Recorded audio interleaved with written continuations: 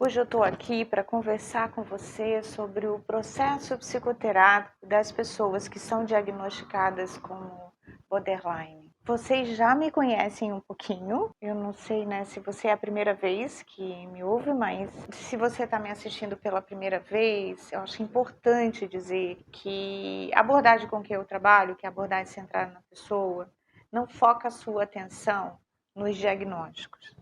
A síntese, a gênese do trabalho que a gente faz não está focada no diagnóstico, está focado na construção de uma relação e na capacidade e potência que as pessoas têm para estar na vida e ser o que elas são. Então, o fato desse vídeo falar sobre borderline, eu não queria que você centrasse a atenção no borderline, mas que a gente pudesse reconhecer como funciona um processo psicoterápico com pessoas que são diagnosticadas com borderline. E faço isso porque não foram poucas as vezes que eu ouvi as pessoas dizerem que processo psicoterápico com pessoas diagnosticadas com borderline não dá certo.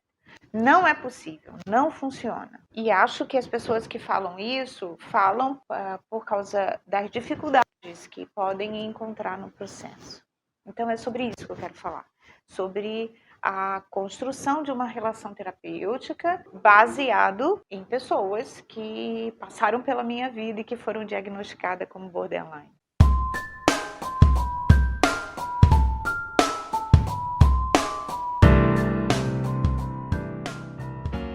Eu me chamo Anita Bacelar, sou psicóloga clínica já há bastante décadas e me deu a chance de viver algumas experiências com pessoas que tinham um perfil semelhante ao perfil do borderline.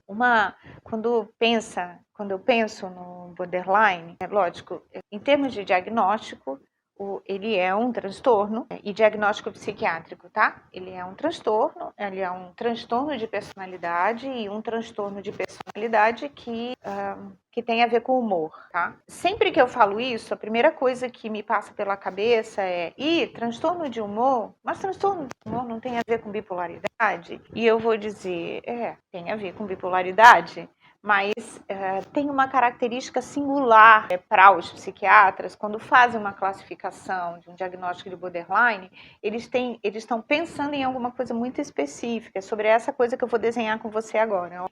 Quando pensam no borderline, eles estão pensando que é um transtorno de personalidade de humor, em que o humor tem alterações extremas, intensas e intensas a ponto de gerar uma impulsividade forte, poder gerar atitudes passionais. É como se o humor da pessoa ele ficasse acirrado. Tá? E sim, ele fica acirrado por circunstâncias que acontecem com as pessoas. E quando eu penso em circunstâncias, eu sempre penso, tem um outro humano do outro lado. E esse humano do outro lado, as vivências que as pessoas que estão na borda, né, ou seja, estão sempre com esse estado de humor na borda, assim, tá sempre correndo o risco de estourar, de ter uma impulsividade forte, né? As pessoas que têm essas características vão aparecer estando na relação com as pessoas. Por isso que, quando eu penso na reação, eu não olho muito para a descrição do diagnóstico e nem estou muito preocupada em traçar aqui a característica do diagnóstico, mas traçar a construção das relações que as pessoas que vivem essa experiência, vivem na vida com essa característica e esse perfil de borderline, como que as relações delas se dão. Então, no consultório eu já tive algumas vivências com as pessoas de borderline, e a dinâmica, ela sempre me parece a mesma. Então, a gente teria uma pessoa convivendo com outras pessoas e o movimento das outras pessoas poderem ser causas da instabilidade de humor delas. Quando eu falo isso, eu estou olhando do ponto de vista da pessoa que tem essa característica de borderline. Então, é como se quando nós estamos com elas no consultório, elas nos falam sobre essas inquietações de estar com o outro, o desconforto de estar com o movimento do outro e o quanto que o movimento do outro causa alteração nela. É assim que eles veem, é assim que eles apresentam a realidade de vida deles. Então, na pessoa com essa característica, ela identifica por que ela alterou o humor. Ela identifica por que o humor dela ficou extremo. Ela vai contar as histórias. Então, ela vai contar uma vivência com um familiar que tirou ela do sério, vai contar a vivência sei lá, com o namorado, ela vai falar do rompimento que ela teve de uma relação e o quanto isso tirou ela do centro. Ela vai conseguir identificar o que causa, o que gera. Mas o interessante de tudo isso é que a gente não pode desconsiderar que as pessoas que estão na relação com borderline também são pessoas, né? E por serem pessoas, elas também têm as suas características. E aí, muitas vezes, quando a gente olha para a relação e para a forma como as pessoas com essa característica olham para as suas relações, assim, a gente acaba entendendo de que é como se as características do borderline pedem para que o outro funcione da forma como ela possa se sentir mais confortável. Aí a gente pensa assim, nossa, como que as pessoas com essa característica, como que elas precisam que o outro funcione de uma determinada forma para elas estarem bem. É assim que elas sentem. Elas precisam que o externo esteja mais tranquilo, que funcione da forma como ela precisa que funcione para ela se acalmar. No entanto, as pessoas são pessoas.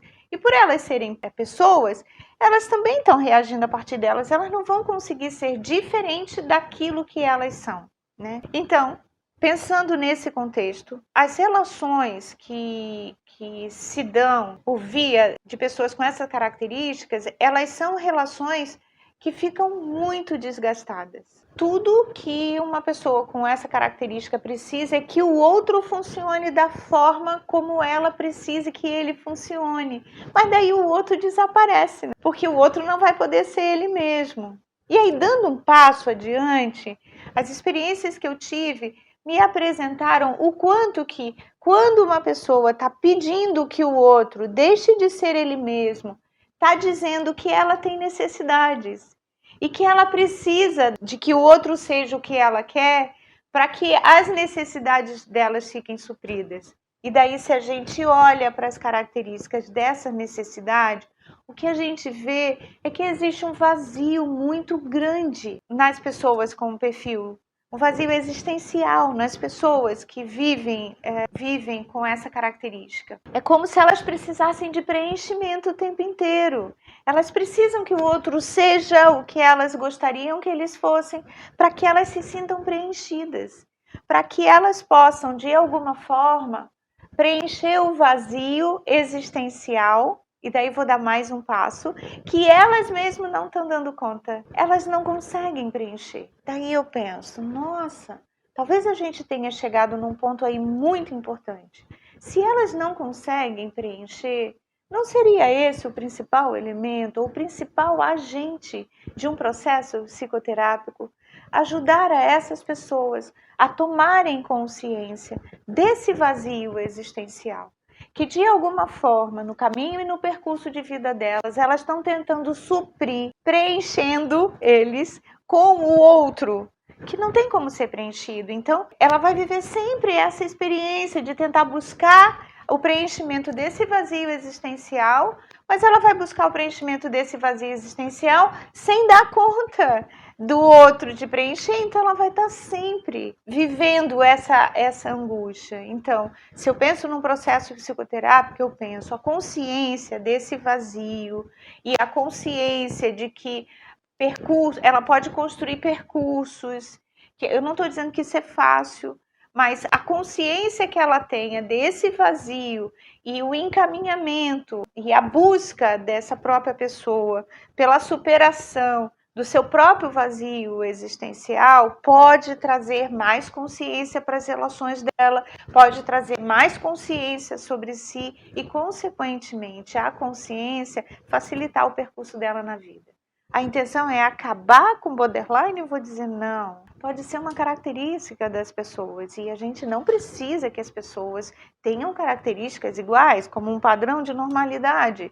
A gente só precisa que elas tenham consciência de quem elas são e que encontrem a melhor forma de serem elas mesmas no mundo, nas relações, nos seus percursos. Bem, espero que essas reflexões tenham te ajudado. Viver essa experiência com eles me ajudou muito a reconhecer que essa consciência tira um pouco eles do desespero que eles vivem o tempo inteiro, da vulnerabilidade dos extremos, de impulsividade, agressividade, atitudes passionais. Isso, viver assim é muito complicado para eles. Eles sofrem com isso. Se você quiser saber mais sobre o assunto, eu vou te sugerir a Escola da CP. A Escola da CP é uma plataforma, não sei se você já é assinante, né? Mas ela é uma plataforma que tem vários cursos. Você pode acessar os cursos na hora que você quiser, diante da necessidade que você tiver. E são cursos que falam sobre psicologia, postura clínica, a realidade que a gente tem e novas aprendizagens, né? Documentos, marketing, tá tudo lá para que a gente possa ir se aprimorando cada vez mais profissionalmente para trabalhar nas nossas circunstâncias de mundo de hoje, né? Então vai ser um prazer ter você lá. Se você não conhece ainda, eu vou deixar aqui um link na descrição para você passear por lá, conhecer o que nós temos por lá e qualquer dúvida é só nos chamar e a gente conversa sobre o assunto com você, tá bom? Foi um prazer enorme estar aqui, espero que o vídeo tenha te ajudado e que eu te encontre no próximo vídeo.